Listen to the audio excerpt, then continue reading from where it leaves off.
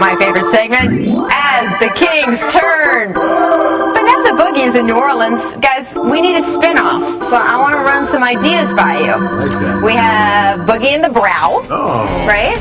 No? Buddy cop comedy? No? All right. That mustache. There's All My Cousins. We could really ramp the soap opera up for that. Good Boogie, the days when there's bad Boogie, referee Boogie. I think this has potential. And the one that was just too easy, Boogie Nights. Because you know, in New Orleans, that's going to be good.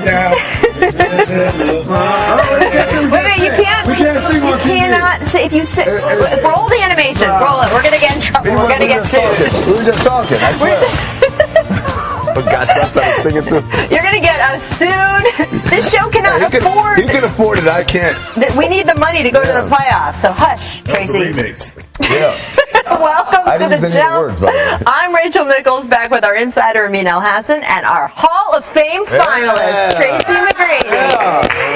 That was a nice little all-star bump you got there, my friend. Congratulations. I like that. All right, the DeMarcus Cousins era. It has officially begun in New Orleans, and the Pelicans brass flew to Sacramento on the team plane to pick Boogie up, signs dotting the city, and then just a couple hours ago, we had the big press conference. Boogie even came up with an on-the-spot nickname for the duo of him and Anthony Davis. You ready for it? You ready for it? He says they're going to be called Fire and Ice. Oh, Rick James. All right, both he and Omri Caspi suggested the rest of the NBA should look out. I think we can both learn from one another. I think our games complement one another. And being together, I think it's going to make both of our jobs easier. So I'm excited for the opportunity. I think we can wreak havoc on this league. Will it happen overnight? Probably not. But, you know, the potential is scary. I never really thought that something like that can really happen in real life. Him and AD together can really change the face of the NBA. He and AD are going to wreak havoc. Sounds pretty great, right? Of course, now the actual work begins. Alvin Gentry flat out saying this morning, there is not a lot of room for error here. This is a win now, playoffs or bust trade for the Pelicans, right? So take a look at where they are in the standings. 2.5 games out of the 8th spot.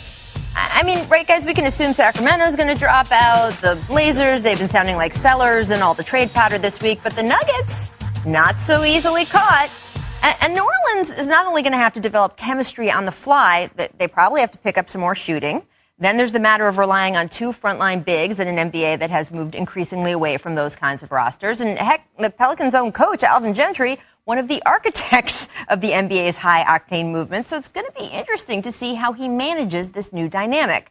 And, of course, the elephant in the room, Cousins' temper. He's got a history of clashing with his coaches, his teammates, anyone wearing black and white stripes. Many of us have long wondered whether Cousins might finally even out if he was with an organization more stable than Sacramento. But does New Orleans qualify? Ownership has been entrenched in a messy legal battle. There are questions about the team's medical group. GM Del Demps has been on the hot seat. Today, Boogie was asked about all this. I mean, I don't know, let's just call it his passion that he plays with. Just how competitive are you? How much does that go into everything that you do? About 17 technicals worth. Being in the position I'm in right now, I'm going to have to, turn it down a little bit. But find that balance. But I have to remain myself. That's the way I play. That's what makes me the player that I am. But I do have to find that fine line.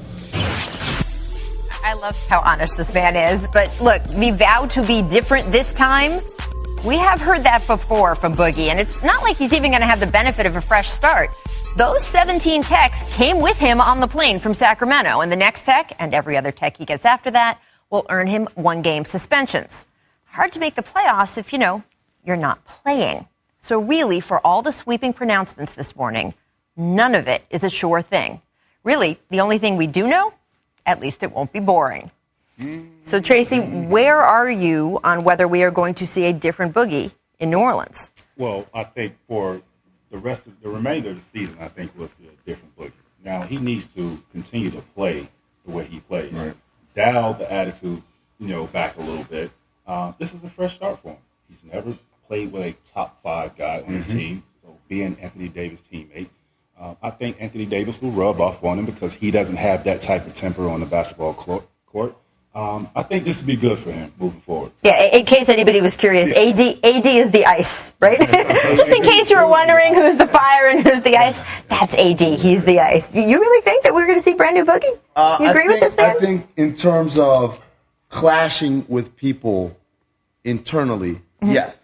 Because it's a new start and everyone's given the benefit of the doubt and everyone's going to try to make him feel comfortable too. Right. It's not just business as usual. They want to make him feel comfortable and loved and all that. In terms of the technicals, if you tell me he's going to get 0 technicals for the rest of the year, agree with that. Yeah, he's going to be who he is, and he's still going to get into it with refs. But you hope, like you said, success will calm some of that down. Winning will calm some of that down. And by the way, I want to point out, Alvin Gentry, like I said yesterday, I guess, they all run together, my friend. Connects very well with guys. He's one of the best person as far as being able to connect with people that I know. But another guy on that staff that probably doesn't get mentioned a lot, Elvis Valcarcel, who was in Sacramento on Mike Malone's staff when Cousins played the best basketball and the most winning basketball of his career. And happiest in Sacramento. Elvis is in New Orleans as well. So all in these the building. Familiar faces, Elvis in the building. That's the thing. I mean, when you're coaching a guy with this type of temperament on the basketball court, this is when you have to coach him and sit him down.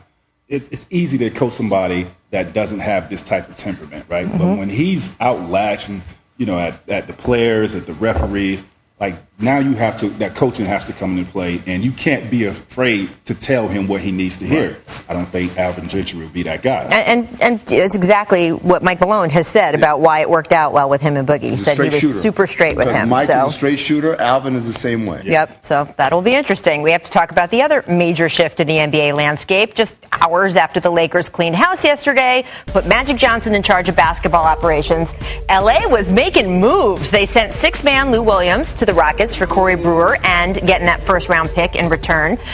So basically, by the way, guys, if you had any questions about whether the Lakers were going to tank the rest of the season, try to keep that protected pick from going to Philadelphia, guess what? They're tanking. No, Rachel, don't use that word.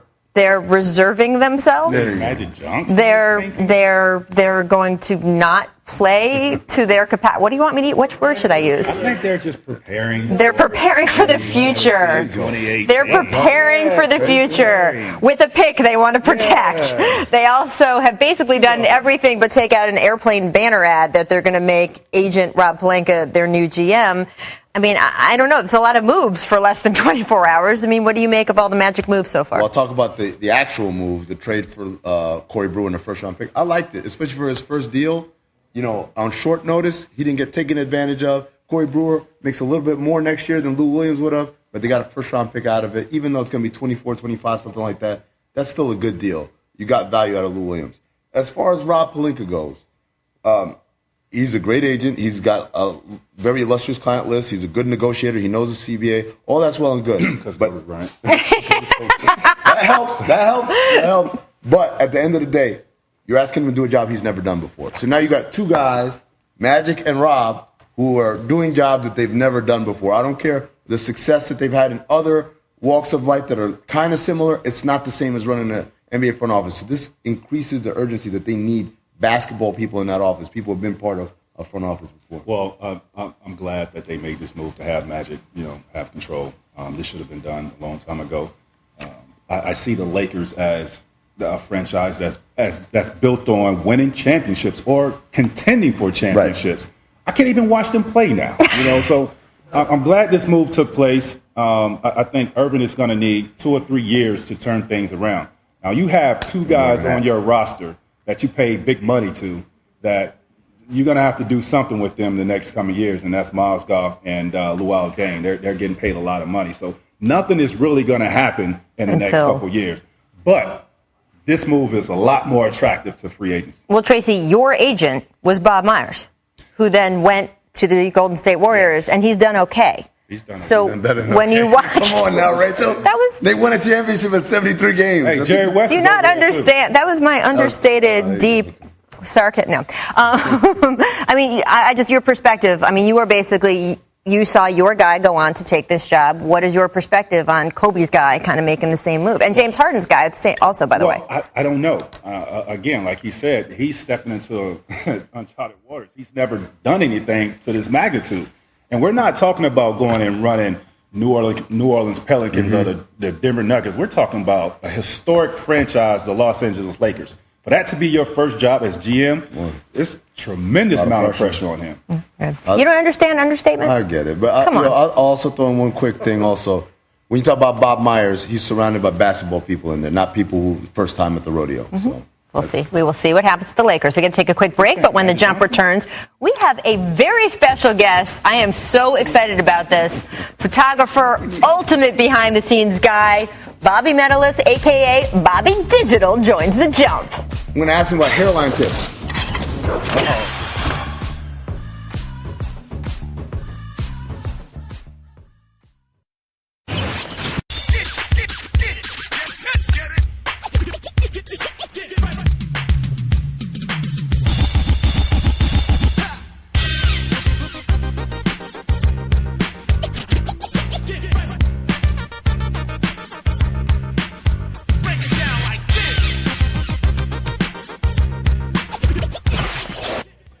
I love those, right? The private dinner with all of the NBA's young stars. You had to be real cool to be able and to Kobe go to Bryant. that. And guess who had the access? This guy. Let's welcome photographer, director, visual storyteller, Bob Metalis, also known as Bobby Digital. You can see him at search Bobby Digital on IG. You will see he is amazing. I have been so pumped to have you on.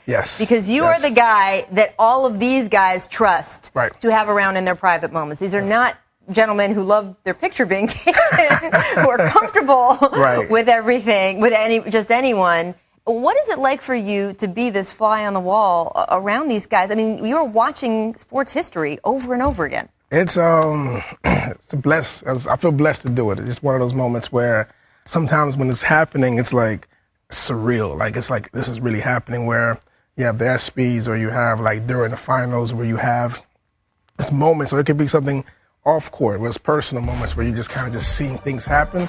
It's just to be there and just witnessing that. It's like an honor for me. It's an honor to capture those moments, those slices of life, and to show back to the guys and let them see it, because life happens so fast with some of these players. Like they're moving, they're moving, and they'll be able to, like, when it slows down, say, "Hey, you remember this shot? Let me show you this picture. I'll show you this video," and they're like, it takes them back. And let me ask you a question. Was there a moment that you had around these guys where you was shooting them and you was like, man, I can't believe I'm shooting LeBron James, D-Wade, Chris Paul all at once? Melo, Kobe. Man, I think of all the moments, it was the Kobe dinner last year. That we showed the picture. That was the moment. That was the moment where it was like, man, it's Kobe. Dwayne, Chris, Carmelo, and they're all honoring him. This is his last year. You know, this is his last year, and they're honoring him. And this is a dinner of an intimate dinner, and it's like this is just happening. Like this is happening. And you see Kobe on the court. He's the Mamba. He's a beast. And to see him in the moment where he's relaxed, and the guys are honoring him, and they're showing him love, and he's receiving the love, and just to be there and witness it. Everyone that was there knew it was the moment. Everyone. And that is so cool when everyone can appreciate that. And that was last year at All-Star. This year at All-Star, I ran into you when you were shooting Jimmy Butler. What was that like to be going through his All-Star weekend with him? It was cool. I got Jimmy this year, and it was cool because when you see Jimmy, you don't really know. Like, Jimmy, I tell Jimmy, I look at him as a serious guy, but then to be around him and his team, man, he has so much personality. He's such a funny dude, and he's so cool, and him and his team, they have fun. You could say they have fun. They have genuine love for each other. Like I'm sure back in your day when you're your guys, like you see the guys that you're with, and you have your team, and you have your moments.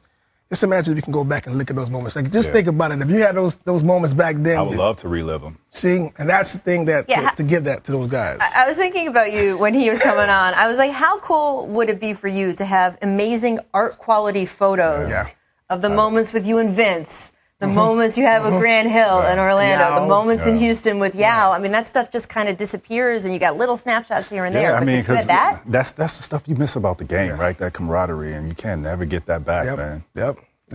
Chris Paul, to me, has been another person who you photographed a lot, and I love the pictures you have of him and his family. Such a good dude. What has it been like to be around him? Because he's he's a strong personality. He is. Chris, but he's a warm heart. He's like a family dude. Like of all the guys I've been with, he's probably the most family-centric person that I've ever been around. Almost to the point, if you have a family, you're not like him, he almost make you feel bad about how you are.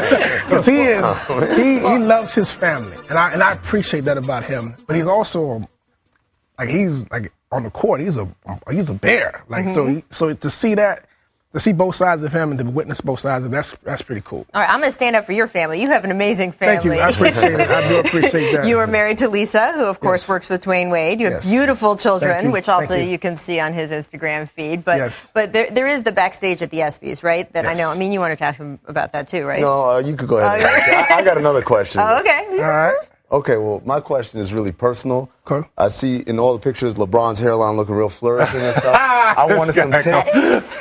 Look, my hairline is not as good as it used to be. I need some tips. The angles, the lighting. What should I be doing? See, I was going to bring up this important moment in NBA history, and you had to go there. Get you to go what first. is wrong with you? I need help. Cannot bring you anywhere. See this happening? Cannot bring you anywhere. The older we get, it's going back. That's life, man. It's life. I do want to ask you about the ESPYs. You're not allowed to talk anymore.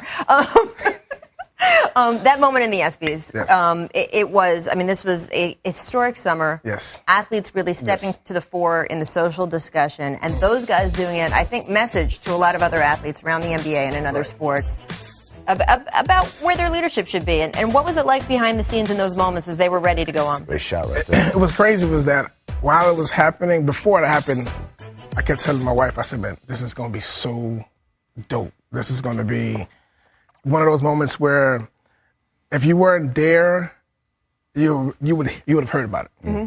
And I was like, man, I want to make sure I capture this moment and give it its proper due. I wanted to make sure when you look at the photos and those guys look back at those photos, they remember the moment, like they feel it.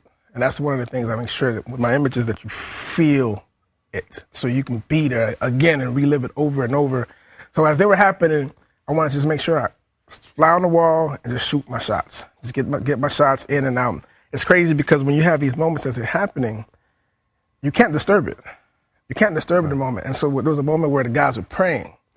And I told Chris all the time, I said, it would have been a dope shot, but the way it was, I was so tight.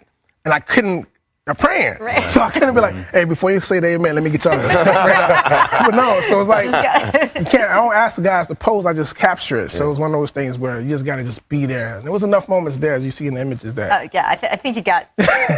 When you take the pictures, are you aware of what's happening, or are you so into getting the shot that you don't even know what they're talking about, what they're doing? I'm usually aware. I've been shooting almost 19 years now, and I've shot a lot of weddings, and I tell a lot of the guys that I work with, shooting brides and weddings is actually harder for me than shooting the stuff that I go with. By the way, right. not just any wedding, you did Gabrielle Union, Dwayne Wade's wedding too. So but to shoot weddings is brides are so intense. Mm-hmm. So a lot of times you got to be able to anticipate the moment. So for me, it's about anticipating the moment. So I'm with the guys, and I've been shooting Dwayne for so long, I can almost see the moment happen before it happens. Yeah. And I can almost see the players. It's like, all right, this is about to happen. I see Dwayne coming down, or I see LeBron coming down. I'm like, all right, let me just capture this moment. Let me just be in the right spot. So when it happens, I just pop, just get in and get out. You see that, Rachel? It's a tutorial on when you be trying to face. Where I try to Snapchat. I do. I try to get Tracy, and I am nowhere near as good as Bobby. That's not a surprise.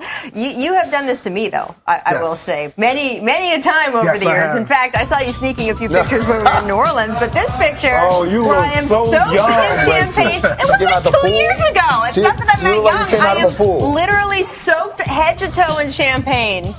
I'm not even going to tell you who you look like in this photo, right? But 3 years, it was 3.5 years ago. Right, so this is after the champagne showers in the back. This is after that awesome finals where they came back and they had the awesome game 6, came back and then on the Spurs. And then at game 7 they won, and it was one of those moments where it was Dwayne's 3rd championship. And we were doing a documentary at the time called Journey to 3, and we were just kind of capturing these moments, and it was one of those things where I'm there and you there, and it's like one of those things that Dwayne, there's certain people, there's certain guys, there's certain contacts that the guys don't mind talking to. And you're one of them, obviously. And so when they came, Dwayne was like, he stopped. I remember that he stopped, doing what he was supposed to be going somewhere else, and he stopped for you. And it was like, hey, so I'm there, and like, let me pop, get in and get out. So, Like but Beyonce. you was Beyonce stopped for her too, by the way. yeah, it's one of those. So it was cool because Been around for obviously, a while. right. So you connected too. So it was good to have like the moment there and just capture that moment. Yes, you know? the behind the scenes of Behind that the photo scenes, exactly. is that the person who poured all that champagne on my head is Pat Riley, because we stopped for Wow. an interview. I looked fine in that locker room. Put the microphone out, and he said, "Rachel, wait a minute." He's like, "Is the cameras rolling?" And then boom, there you Wow. go. So Celebration, that was my Rachel. penance Wow. for getting that interview. Thank you so much for joining us, No Bobby. problem. I Come appreciate back it. with more pictures I soon, will. all right? I will. We Thank love you. it. This Thank is you. the behind-the-scenes stuff in the NBA. I Yes. love this Thank you. stuff. Thank We have you. a distant replay before we go to break as well. This date in 2005. Can you guess who it is, Amin? Vincent Carter. Oh! That right there was better than any dunk in the dunk contest. Right there. Desmond Mason. Not Vince Carter. Okay, State. Look at all the fans in the stand. Yeah.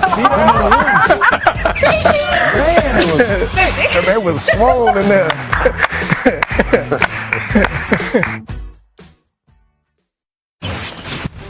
Big night of college basketball on ESPN. Duke Syracuse at 7, followed by Louisville, North Carolina.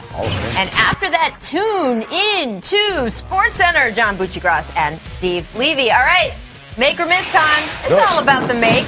Recognition.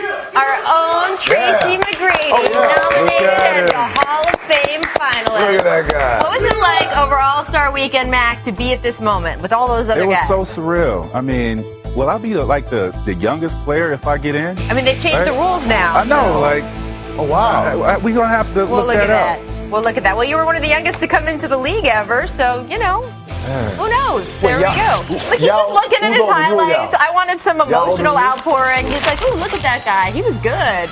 We will be here tomorroor, 2 p.m. Fingers Eastern, crossed. special trade deadline Oh. show. Come join us. Damn, that was.